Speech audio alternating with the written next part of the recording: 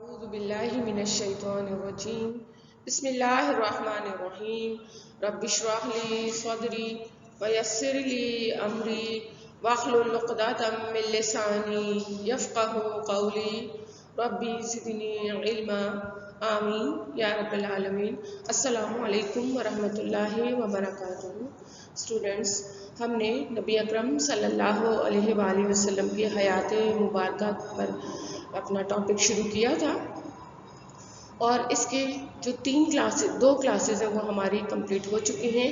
آج انشاءاللہ تعالیٰ اس کی تیسری کلاس ہے، سیرت النبی صلی اللہ علیہ وآلہ وسلم۔ اس کا مطلب بھی سمجھ لیجئے، سیرت کہتے ہیں نبی اکرم صلی اللہ علیہ وسلم کی ذات اقدس، ذات مبارکہ کے بارے میں پوری تفصیل، آپ صلی اللہ علیہ وسلم کا کردار، آپ کا احوال اور آپ کے افعال، یہ سب کے سب نبی اکرم صلی اللہ علیہ وسلم کی سیرت کہلاتے ہیں۔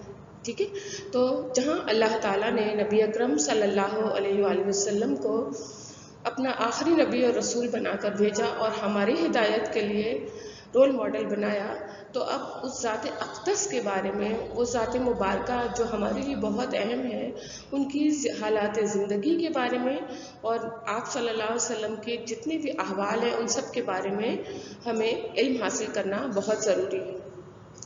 جب تک ہمیں علم حاصل نہیں ہوگا اس وقت تک ہم نبی اکرم صلی اللہ علیہ وسلم کے طریقے کو فالو نہیں کر سکتے۔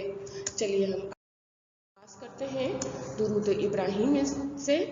تو نبی اکرم صلی اللہ علیہ وسلم کے بارے میں چونکہ ہم علم حاصل کر رہے ہیں، لہٰذا سب سے پہلا جو حق بنتا ہے وہ کیا ہے، ہم نبی اکرم صلی اللہ علیہ وسلم پر درود و سلام بھیجیں۔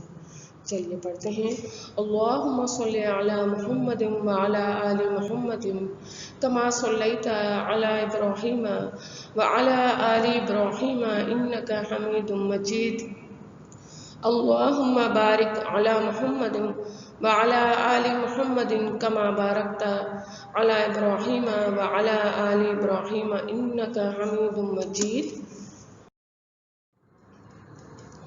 نبی اکرم صلی اللہ علیہ وآلہ وسلم کو بہت سارے ناموں سے ہم پکارتے ہیں، جس میں رسول اکرم صلی اللہ علیہ وسلم بھی ہے۔ رسول تو آپ جانتے ہیں یعنی پیغمبر کو کہا جاتا ہے، اکرم کریم سے نکلا ہے، ٹھیک ہے، یعنی اللہ تعالیٰ کا خاص کرم نبی اکرم صلی اللہ علیہ وسلم ہے۔ اسی لیے رسول اکرم صلی اللہ علیہ وسلم کے اس نام سے ہم نے اپنے اس چیپٹر کا آغاز کیا ہے۔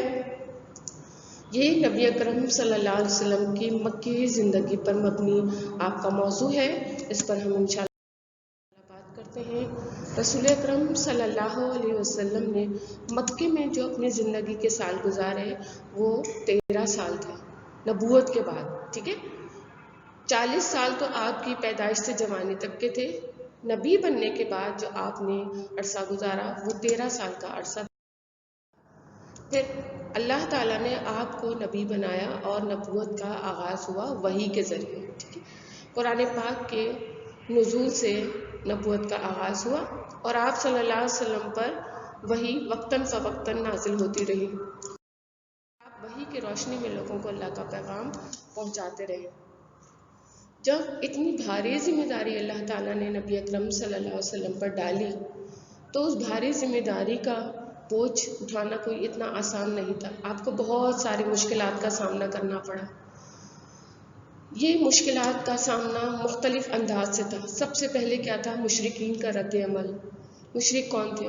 مکے کے رہنے والے لوگ، جس میں آپ کے خاندان کے لوگ بھی شامل تھے، آپ کے دوست و اقارب آپ کے جاننے والے بھی تھے۔ جب ان کو اللہ کا پیغام سنایا گیا، توحید کی طرف ان کا رخ موڑا گیا تو ان کا رد عمل نیگیٹو ہو گیا۔ وہ لوگ جو آپ صلی اللہ علیہ وسلم کے ذات اقدس کو بہت اعلیٰ سمجھتے تھے، آپ صلی اللہ علیہ وسلم کو صادق سمجھتے تھے، امین سمجھتے تھے، آپ کی ذات کو ایکسیپٹ کرتے تھے، آپ کی شخصیت کو قبول کرتے تھے، لیکن آپ کا پیغام قبول کرنے سے انکار کرنے لگے۔ ان مشرکین میں مختلف گھرانے تھے، ان گھرانوں میں کسی کے والد ایمان لے کر آئے، کسی کے بیٹے ایمان لے کر آئے، کسی کی بیٹی ایمان لے کر آئی، کوئی شوہر مسلمان ہو گیا، کسی کے گھر کی بیوی مسلمان ہو گئی۔ تو جب جس گھر میں مسلمان ہوتے رہے وہاں پر ان کے گھر والوں کی جو پریشانیاں مشکلات بڑھتی چلی گئیں، ظلم و ستم بڑھتے چلے گئے۔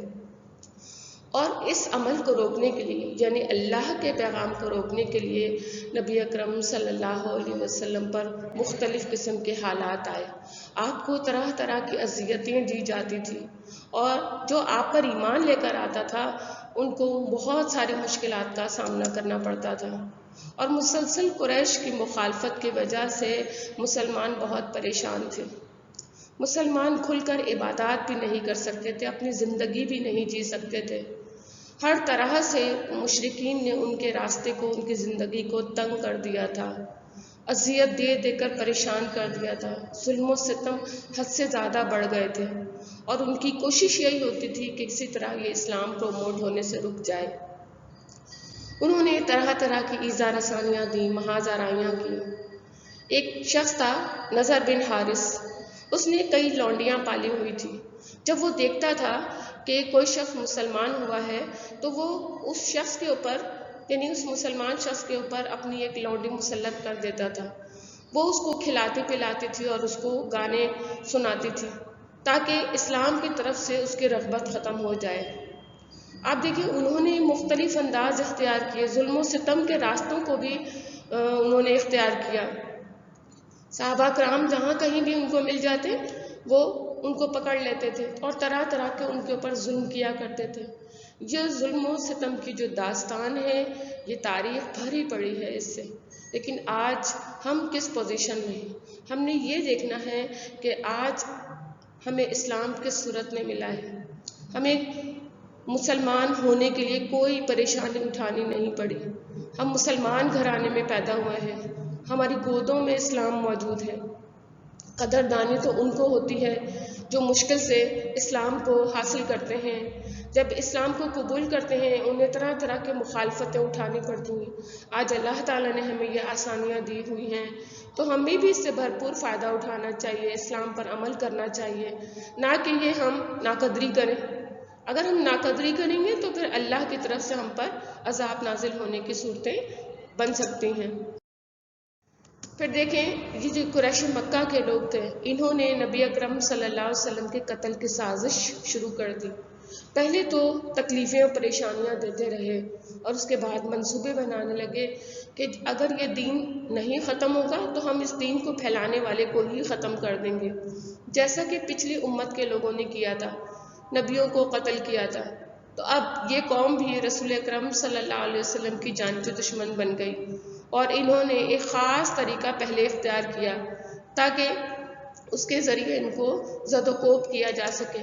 لہٰذا ایک قلعہ تھا جو شعب ابی طالب کے نام سے تھا، ٹھیک ہے، اس قلعے میں نبی اکرم صلی اللہ علیہ وسلم سمیت آپ کے پورے خاندان کو جو مسلمان ہوئے تھے اور آپ کے جتنے بھی صحابہ کرام تھے وہ تمام کے تمام ان سب کو محصور کر دیا گیا، یعنی قید میں کر دیا گیا، اور ان سے مکمل طور پر بائیکاٹ کر دیا، کمپلیٹ بائیکاٹ کر دیا۔ کسی قسم کا لین دین، کوئی سوشل انٹریکشن، کوئی ایک دوسرے سے تعلق، یہاں تک کہ کھانے پینے کی اشیاء بھی دینے سے منع کر دیا۔ اگر کوئی ان کو کھانے پینے کی اشیاء پہنچاتا تھا تو اس کو پکڑ لیا کرتے تھے۔ آہستہ آہستہ کھانے پینے کا سامان ان سب کے پاس ختم ہونے لگا، اور نوبت یہاں تک آ گئی کہ شعب ابی طالب کے قلعے میں دودھ پیتے بچے بلک بلک کر رویا کرتے تھے، گھاٹیوں کے پیچھے سے آوازیں آیا کرتی تھی بچوں کے بلکنے کی، لیکن صحابہ کرام نے منہ نہیں موڑا، اسلام کو نہیں چھوڑا، اور پتے اور چمڑے کھا کر اپنے پیٹ کی ضرورت کو پورا کیا۔ تو آپ دیکھیں اتنا آسان تو نہیں ہے نا اسلام کو قبول کرنا اور پھر کھانے پینے سے رک جانا، لیکن سب سے زیادہ اذیت کھانے پینے کی ہوتی ہے۔ لیکن یہ وہ قلعہ ہے جس میں تمام مسلمانوں کو قید کیا گیا، خود نبی اکرم صلی اللہ علیہ وسلم کو بھی اسی میں قید کیا گیا، آپ کا پورا خاندان اس میں موجود تھا، اور کیسے گزارا کیا، کتنا مشکل تھا وہ وقت، لیکن اللہ تعالیٰ نے بھی اس وقت کو گزار دیا، کیونکہ وقت تو ہے ہی گزر جانے والا۔ پھر جب نبی اکرم صلی اللہ علیہ وسلم اور آپ کا خاندان اس میں قلعے میں قید تھا، تو مدینے سے کچھ لوگ آئے جو حج کے موسم میں آئے تھے، حج کا سیزن تھا، اور اس میں سے کچھ لوگ جو آپ صلی اللہ علیہ وسلم سے ملاقات کے لیے آئے، انہوں نے اسلام قبول کر لیا۔ یعنی یہ نبوت کا 11واں سال تھا۔ آپ صلی اللہ علیہ وسلم نے 11 سال تک شدید مشکلات اٹھائی۔ جو موسم حج یعنی سال میں 2 مرتبہ حج کے لیے آیا کرتے تھے، تو یثرب مدینے کا پرانا نام ہے، وہاں سے 6 آدمی آئے اور انہوں نے اسلام قبول کر لیا، ٹھیک ہے۔ اور رسول اللہ صلی اللہ علیہ وسلم سے وعدہ کیا تھا کہ اپنی قوم میں جا کر آپ صلی اللہ علیہ وسلم کی رسالت کی تبلیغ کریں گے، ٹھیک ہے۔ ان 6 لوگوں نے سب سے پہلے اسلام قبول کیا، جو مدینے سے آئے تھے حج کرنے کے لیے اور ساتھ میں اپنا تجارت کا سامان بھی لے کر آئے تھے، لیکن وہ نبی اکرم صلی اللہ علیہ وسلم سے ملاقات سے بہت متاثر ہوئے۔ اس کا نتیجہ یہ ہوا کہ اگلے سال یعنی نیکسٹ ایئر جب موسم حج آیا، دوبارہ حج کرنے کے لیے آئے، تو 12 آدمی آپ صلی اللہ علیہ وسلم کی خدمت میں حاضر ہوئے۔ یعنی ان 6 لوگوں نے تو اسلام قبول کر لیا تھا، مزید اور 12 لوگ آئے اور آپ صلی اللہ علیہ وسلم سے ملاقات فرمائی۔ ان لوگوں نے رسول صلی اللہ علیہ وسلم سے منی میں عقبہ کے پاس ملاقات کی، ٹھیک ہے۔ یہ عقبہ ایک مقام ہے، وہاں پر ملاقات ہوئی، منی میں ہے، اور آپ صلی اللہ علیہ وسلم سے چند باتوں پر بیعت کی۔ بیعت کہتے ہیں وعدہ لینا۔ وہ چند باتیں کیا تھی؟ اس کو بیعت عقبہ کہا جاتا ہے، جس مقام پر یہ بیعت لی گئی۔ رسول اکرم صلی اللہ علیہ وسلم نے فرمایا، آؤ مجھ سے اس بات پر بیعت کرو کہ اس کے ساتھ کسی کو شریک نہ کرو گے، چوری نہ کرو گے، زنا نہ کرو گے، اپنی اولاد کو قتل نہ کرو گے، اپنے ہاتھ پاؤں کے درمیان سے گھڑ کر کوئی بہتان نہ لاؤ گے، اور کسی بھلی بات میں میری نافرمانی نہ کرو گے۔ جو شخص یہ ساری باتیں پوری کرے گا، اس کا اجر اللہ پر ہے، اور جو شخص ان میں سے کسی چیز کا ارتکاب کر بیٹھے گا، پھر اسے دنیا ہی میں اس کی سزا دی جائے گی، تو یہ اس کے لیے کفارہ ہوگا، اور جو شخص ان میں سے کسی چیز کا ارتکاب کر بیٹھے گا، پھر اللہ اس پر پردہ ڈال دے گا، تو اس کا معاملہ اللہ کے حوالے ہے، چاہے گا تو سزا دے گا اور چاہے گا تو معاف کر دے گا۔ یہ وہ بیعت تھی جو نبی اکرم صلی اللہ علیہ وسلم نے یثرب کے ان لوگوں سے لی تھی، اور ان پر انہوں نے بیعت بھی کی تھی اور اسلام بھی قبول کیا۔ پھر اب دیکھیں، اب ضرورت کس بات کی پیش آئی؟ ہجرت کی ضرورت پیش آئی۔ اس کی وجہ کیا تھی کہ مشرکین مکہ مسلمانوں کے سخت دشمن ہو گئے تھے، ان کا جینا مشکل کر دیا تھا، ان کا کھانا پینا رہنا، ان کے اوپر مکے کی زمین کو تنگ کر دیا گیا تھا۔ تو نبی اکرم صلی اللہ علیہ وآلہ وسلم نے چند لوگوں کو، جن میں تقریباً 16 لوگ تھے، 4 عورتیں اور 12 مرد، انہیں حکم دیا کہ وہ حبشہ کی طرف روانہ ہو جائیں۔ حبشہ یہ ایک ملک تھا، اس کے بارے میں ہم بات کریں گے۔ اس کے بعد ایک اور گروپ بھیجا، اس میں 83 لوگ 83 لوگ شامل تھے۔ تو یہ 2 ہجرت کی، جس کے ذریعے آہستہ آہستہ مسلمان حبشہ جانا شروع ہو گئے۔ اور اس کے بعد جو تیسری ہجرت تھی، وہ مدینے کی طرف خود نبی اکرم صلی اللہ علیہ وسلم نے حضرت ابوبکر صدیق کے ساتھ کی۔ انشاءاللہ تعالی نیکسٹ سلائیڈ میں ہم اس پہ بات کرتے ہیں۔ حبشہ کیا ہے؟ ٹھیک ہے، حبشہ ایک ملک ہے جہاں کے بادشاہ، اس کا نام نجاشی ہے، صحیح، نجاشی حبشہ کے بادشاہ کا نام۔ جب مسلمان یہ 16 افراد جب حبشہ کی طرف ہجرت کر کے گئے، اس بادشاہ سے ملاقات کی۔ اس سے پہلے مسلمانوں کو یہ بات معلوم تھی کہ حبشہ میں ایک بادشاہ ہے جو بہت رحم دل ہے، وہ عیسائی بادشاہ تھا، اس کا نام اسمہا تھا۔ یہ وہ بادشاہ ہے جس کے دل میں بہت رحم دلی ہے، وہ اپنی رعایا کے ساتھ بہت رحم کرتا ہے۔ لہٰذا نبی اکرم صلی اللہ علیہ وسلم نے مسلمانوں کو حبشہ جانے کی تجویز پیش کی، اور پھر اس کے بعد حکم دیا۔ تو نبی اکرم صلی اللہ علیہ وسلم کے حکم پر یہ 16 افراد، جس میں سے 4 عورتیں اور 12 مرد شامل تھے، یہ حبشہ کی طرف روانہ ہوئے۔ ان میں جو لیڈر تھے وہ حضرت جعفر بن طیار تھے۔ جعفر بن طیار کی سرکردگی میں یہ پورا ایک گروپ گیا اور حبشہ روانہ ہو گیا۔ ٹھیک ہے، وہاں پر جا کر بادشاہ کے دربار میں حاضری دی اور بادشاہ سے ملاقات کی۔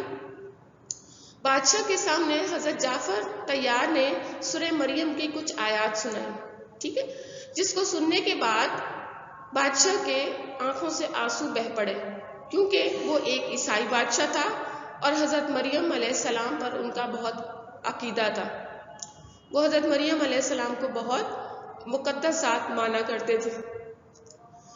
تو جب یہ آیات سنائی گئیں تو نجاشی سمجھ گیا کہ یہ وہی شخصیت ہے جو اس نبی کی پیروی کرنے والے ہیں جو آخری نبی دنیا میں آئے گا، ٹھیک ہے، اور اس سورہ مریم کے مطابق وہ نبی اکرم صلی اللہ علیہ وسلم ہی تھے۔ لہٰذا نجاشی نے مسلمانوں کو اپنے دربار میں پناہ دے دی۔ جب یہ بات مشرکین مکہ کو پتہ چلی تو وہ بہت غصہ ہوئے، انہیں شدید غصہ آیا اور انہوں نے اپنا ایک پورا گروپ بنایا، اپنی پوری ٹیم بنائی اور اس ٹیم کو نجاشی کے پاس روانہ کیا اور ساتھ میں بہت سارے تحفے تحائف بھی دیے۔ جب وہ پوری ٹیم بادشاہ کے سامنے حاضر ہوئی تو اس ٹیم کے ایک ممبر نے یہ کہا کہ آپ ہمارے لوگ ہمیں حوالے کر دیجئے جو مکے سے بھاگ کر آپ کے پاس پناہ لینے کے لیے آئے ہوئے ہیں۔ لیکن نجاشی نے ان لوگوں کی بات نہیں مانی اور ان کے سارے تحائف واپس کر دیا اور ان کو واپس لوٹا دیا اور کہا کہ میں نے مسلمانوں کو پناہ دی ہے، لہٰذا میں ان کی حفاظت کروں گا۔ تو اس طرح یہ 16 مسلمان نجاشی کی پناہ میں آ گئے اور سکون سے اپنی زندگی کے دن گزارنے لگے۔ اس کے کچھ عرصے کے بعد نبی اکرم صلی اللہ علیہ وآلہ وسلم نے ایک اور گروپ بھیجا جس میں 83 افراد شامل تھے، ٹھیک ہے، یہ بھی حبشہ کی طرف روانہ ہوئے اور نجاشی نے ان کو بھی پناہ دی۔ یہ پناہ مسلسل چلتی رہی اور مسلمان اپنی زندگی آسانی کے ساتھ جینے لگے۔ پھر اس کے بعد ایک جو بڑا پروپیگنڈا شروع ہوا وہ ہوا رسول اکرم صلی اللہ علیہ وسلم کے قتل کی سازش۔ چونکہ مسلمان آہستہ آہستہ مکے سے ہجرت کر کے مکے سے باہر کے علاقے میں جا رہے تھے، لہٰذا مشرکین مکہ کو یہ چیز ہرگز برداشت نہیں تھی۔ انہوں نے یہ پلان کیا کہ نبی اکرم صلی اللہ علیہ وسلم کو قتل کر دیا جائے، سرے سے ان کا یہ کام ہی ختم ہو جائے، نہ وہ ہوں گے نہ اپنا دین آگے پھیلائیں گے۔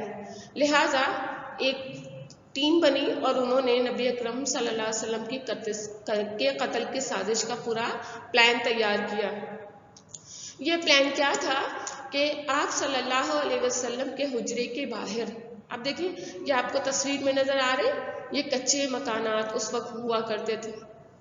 یہ آپ صلی اللہ علیہ وسلم کے حجرہ مبارک کا اندرونی منظر ہے، یہ دیکھیے حجرہ مبارک کا اندرونی منظر ایک اور تصویر میں آپ کو نظر آ رہا ہے، اور یہ دیکھیں یہ باہر کا حصہ ہے حجرہ مبارک کا۔ رسول اکرم صلی اللہ علیہ وسلم کی یہ حجرہ مبارک جو آپ کے سامنے موجود ہے، اس حجرے کے سامنے وہ لوگ رات کو پہرا دینے کے لیے بیٹھ گئے، مشرکین مکہ کا پورا ایک گروپ، اور اپنے ساتھ ہتھیار لے کر آئے۔ ان کا پلان یہ تھا کہ ہم پوری رات یہاں پہرا دیں گے اور فجر کے وقت جب رسول صلی اللہ علیہ وسلم باہر آئیں گے تو ہم ان کو قتل کر دیں گے، پے در پہ قتل کر دیں گے۔ جب یہ بات حضرت ابوبکر صدیق کو پتہ چلی تو حضرت عمر کو بھی، حضرت علی رضی اللہ تعالیٰ عنہ کو بھی پتہ چلی۔ حضرت علی رضی اللہ تعالیٰ عنہ اس وقت موجود تھے، آپ صلی اللہ علیہ وسلم کے ساتھ تھے۔ جب نبی اکرم صلی اللہ علیہ وسلم کو اس کی اطلاع ملی کہ مشرکین مکہ کے لوگ باہر آپ کے انتظار میں بیٹھے ہیں اور قتل کا ارادہ رکھتے ہیں، تو نبی اکرم صلی اللہ علیہ وسلم نے اللہ سے دعا مانگی، اور کیونکہ ان کے پاس ہتھیار تھے اور ان کا ارادہ کیا تھا کہ آج تو ہم نبی اکرم صلی اللہ علیہ وسلم کو قتل کر کے ہی جائیں گے۔ رسول اکرم صلی اللہ علیہ وآلہ وسلم کے پاس حضرت ابوبکر صدیق کسی طرح پہنچے، اور پھر رات کو ہی نبی اکرم صلی اللہ علیہ وسلم پر وحی نازل ہوئی، اور یہ وحی کیا تھی کہ اللہ تعالیٰ نے آپ کو حکم دیا تھا کہ آپ مکے سے مدینے ہجرت کر جائیں۔ تو آپ صلی اللہ علیہ وسلم نے مدینے ہجرت کا ارادہ کیا کیونکہ یہ اللہ کا حکم نازل ہوا تھا۔ تو رسول اکرم صلی اللہ علیہ وسلم نے حضرت علی رضی اللہ تعالیٰ عنہ کو کہا کہ میں اور ابو بکر یہاں سے نکل جاتے ہیں، تم یہیں رات کو ٹھہرو، اور کچھ لوگوں کی امانتیں میرے پاس ہیں، صبح ان کی امانتیں لوٹا دینا اور پھر مدینے نکل آنا۔ اب اللہ تعالیٰ کا حکم اور وحی کا نزول، مجرمانہ قرارداد طے ہو چکی تھی، تو حضرت جبرائیل علیہ السلام اپنے رب تبارک و تعالیٰ کی وحی لے کر آپ صلی اللہ علیہ وسلم کی خدمت میں تو قریش کی سازش سے آگاہ کرتے ہوئے بتایا کہ اللہ تعالیٰ نے آپ صلی اللہ علیہ وسلم کو یہاں سے روانگی کی اجازت دے دی ہے، ہجرت کے وقت کا تعین بھی فرما دیا۔ آپ صلی اللہ علیہ وسلم اس رات کو اپنے بستر پر نہ گزارے جو جیسا کہ اب تک گزار رہے تھے، اور وقت مقررہ پر کے منتظر تھے، لیکن اللہ تعالیٰ اپنے کام پر غالب ہے۔ اللہ تعالیٰ نے اس کا ذکر قرآن پاک میں کچھ اس طرح سے فرمایا، وَإِذْ يَمْكُرُ بِكَ الَّذِينَ كَفَرُوا أَن أَوْ يَقْتُلُوكَ أَوْ يُخْرِجُوكَ وَيَمْكُرُونَ وَيَمْكُرُ اللَّهُ وَاللَّهُ خَيْرُ الْمَاكِرِينَ۔ وہ موقع یاد کرو جب کفار تمہارے خلاف سازش کر رہے تھے تاکہ تمہیں قید کر دیں یا قتل کر دیں یا نکال باہر کریں، اور وہ لوگ چال چل رہے تھے اور اللہ بھی اپنی چال چل رہا تھا، اور اللہ سب سے بہتر چال چلنے والا ہے۔ یہ اللہ کی طرف سے پیغام جو نبی اکرم صلی اللہ علیہ وسلم کے پاس آیا، اور آپ صلی اللہ علیہ وسلم نے اس کو فوراً فالو کیا، اور حضرت علی سے فرمایا تم میرے بستر پر لیٹ جاؤ اور میری یہ چادر اوڑھ لو، تمہیں ان کے ہاتھوں سے کوئی نقصان نہیں پہنچے گا، کیونکہ یہ بات کس کی تھی؟ رسول اکرم صلی اللہ علیہ وسلم کی تھی۔ اس کے بعد رسول صلی اللہ علیہ وسلم باہر تشریف لے آئے، مشرکین کی صفیں چیری اور ایک مٹھی مٹی لے کر ان کے سروں پر ڈالی، لیکن اللہ تعالیٰ نے ان کی نگاہوں کو پکڑ لیا، یعنی ان کو اونگ دے دی۔ یہ اللہ کی طرف سے تھا کہ ان کو سلا دیا گیا تھوڑی دیر کے لیے، اور وہ آپ صلی اللہ علیہ وسلم کو نہ دیکھ سکتے۔ اس وقت یہ آیت آپ صلی اللہ علیہ وسلم تلاوت فرما رہے تھے، اور ہم نے ان کے آگے رکاوٹ کھڑی کر دی اور ان کے پیچھے رکاوٹ کھڑی کر دی، بس ہم نے انہیں ڈھانک لیا، وہ دیکھ نہیں رہے۔ اس موقع پر کوئی بھی مشرک ایسا باقی نہ بچا جس کے سر پر آپ صلی اللہ علیہ وسلم نے مٹی نہ ڈالی، یعنی وہ سو گئے۔ آپ صلی اللہ علیہ وسلم نے ایک مٹھی بھر مٹی لی اور ان کے اوپر پھینکی، اور سب کے اوپر وہ مٹی چلی گئی اور وہ لوگ سب سو گئے۔ اس کے بعد آپ صلی اللہ علیہ وسلم حضرت ابو بکر صدیق رضی اللہ تعالیٰ عنہ کے گھر تشریف لے گئی، اور پھر ان کے مکان کے کھڑکی سے نکل کر دونوں حضرات نے رات میں یمن کا رخ کیا۔ ٹھیک ہے، یہ کیا ہے یمن؟ یہ غار ثور نامی پہاڑ وہاں پر ہے، وہاں پر پہلا رخ کیا۔ ادھر دوسری طرف کیا تھا، جنہوں نے محاصرہ کیا ہوا تھا، جنہوں نے گروپ بنا کر آپ کی قتل کے خلاف سازش کی ہوئی تھی، ان کے پاس ایک شخص آیا اور کہنے لگا تم کس کا انتظار کر رہے ہو؟ تو وہ کہنے لگے کہ ہم تو محمد کا انتظار کر رہے ہیں۔ اس نے کہا آپ لوگ ناکام و نامراد ہوئے، خدا کی قسم میں نے تو محمد صلی اللہ علیہ وسلم کو آپ لوگوں کے پاس سے گزرتے اور آپ کے سروں پر مٹی ڈالتے ہوئے دیکھا ہے۔ انہوں نے کہا بخدا ہم نے تو انہیں نہیں دیکھا، اور اس کے بعد اپنے سروں سے مٹی جھاڑتے ہوئے اٹھ پڑے۔ پھر دروازے کی کھڑکی سے جھانک کر دیکھا تو حضرت علی رضی اللہ تعالیٰ عنہ نظر آئے، کہنے لگے خدا کی قسم یہ تو محمد نہیں ہے، یہ تو علی ہیں۔ صبح ہوئی تو حضرت علی بستر سے اٹھے تو مشرکین تو پریشان ہو گئے، وہ کہنے لگے یہ کیا ہو گیا، یہ تو ہمارے ہاتھوں سے ایک پورا پلان مس ہو گیا ہے۔ لہٰذا انہوں نے حضرت علی سے پوچھا کہ رسول صلی اللہ علیہ وسلم کہاں ہیں؟ تو حضرت علی نے جواب دیا، حضرت علی نے جواب دیا کہ وہ تو کہاں ہے مجھے نہیں معلوم، کدھر گئے؟ تو آپ دیکھیں یہ مشرکین کا حال تھا، وہ پریشان ہو گئے کہ جو پلاننگ ہم نے کی تھی وہ تو کہاں چلی گئی۔ ادھر نبی اکرم صلی اللہ علیہ وسلم حضرت ابو بکر صدیق کے ساتھ یمن کی طرف روانہ ہوئے، اور جب یہ اونٹنیاں چلتی جا رہی تھیں تو ان کے پاؤں کے نشان ریت پر جمتے جا رہے تھے۔ جب مشرکین مکہ کو یہ پتہ چلا کہ محمد صلی اللہ علیہ وسلم نکل گئے ہیں تو انہوں نے اونٹنی کے پاؤں کے نشان سے پیچھا کیا، اور پیچھا کرتے کرتے وہ غار ثور تک پہنچ گئے۔ مختلف مقامات پر دیکھا، کہیں بھی نہیں ملے۔ جب غار ثور پر پہنچے، اس غار ثور کے بڑے اہم واقعات ہیں۔ نبی اکرم صلی اللہ علیہ وسلم اور حضرت ابو بکر صدیق اس غار ثور میں آرام فرما تھے، اور رسول اکرم صلی اللہ علیہ وسلم کو نیند آنی شروع ہو گئی، اور آپ نے حضرت ابو بکر صدیق کے گھٹنوں پر اپنا سر رکھ لیا۔ جب آپ صلی اللہ علیہ وسلم گہری نیند میں تھے تو حضرت ابو بکر صدیق کے پاؤں پر ایک سانپ نے ڈس لیا۔ اس تکلیف کی شدت سے حضرت ابو بکر صدیق کے آنسو گرے، اور آپ صلی اللہ علیہ وسلم کے چہرے مبارک کو تر کر گئے۔ نبی اکرم صلی اللہ علیہ وسلم کی آنکھ کھلی تو دیکھا ابو بکر رو رہے ہیں۔ پوچھا کیا ہوا؟ تو حضرت ابو بکر صدیق نے جواب دیا، مجھے سانپ نے کاٹ لیا ہے۔ تو آپ دیکھیں اتنی محبت اپنے محبوب سے، آج اگر ہمیں بھی یہ محبت حاصل ہو جائے تو آپ دیکھیں ہمارا ایمان کس لیول پر پہنچ جائے۔ تو حضرت ابو بکر صدیق اس وقت گھبرائے جب مشرکین مکہ ان کو تلاش کرتے کرتے غار ثور کے قریب پہنچے، تو نبی اکرم صلی اللہ علیہ وسلم نے ان کو تسلی دی اور فرمایا، دو کے ساتھ تیسرا اللہ ہے، یاد رکھو اللہ تعالیٰ ہمارے ساتھ ہے، وہ ہماری ضرور مدد فرمائے گا۔ اور دیکھیں اللہ تعالیٰ نے کیسے مدد کی کہ کبوتری نے غار ثور کے دہانے پر انڈے دے دیے اور مکڑی نے جالا بنا لیا۔ جب مشرکین اپنے سواریوں پر سوار ہوتے ہوتے اس غار ثور کے قریب پہنچے تو دیکھا یہاں پر تو کبوتری نے انڈے دیے ہوئے ہیں اور مکڑی نے جالا بنا ہوا ہے، تو وہ کہنے لگے کہ یہ اس میں تو نہیں ہو سکتے محمد، کیونکہ یہ تو بہت پرانا لگتا ہے، چھوڑو اس کا تو راستہ ہی بند ہے۔ لہٰذا وہ مایوس ہو کر واپس لوٹ گئے، اور حضرت بکر صدیق اور حضرت محمد صلی اللہ علیہ وسلم نے ان کے واپس لوٹنے کی چاپیں سنی۔ پھر نبی اکرم صلی اللہ علیہ وسلم اور حضرت ابو بکر صدیق غار ثور سے روانہ ہوئے جب دشمن پیچھے ہٹ گئے اور مدینے کی طرف روانگی ہوئی۔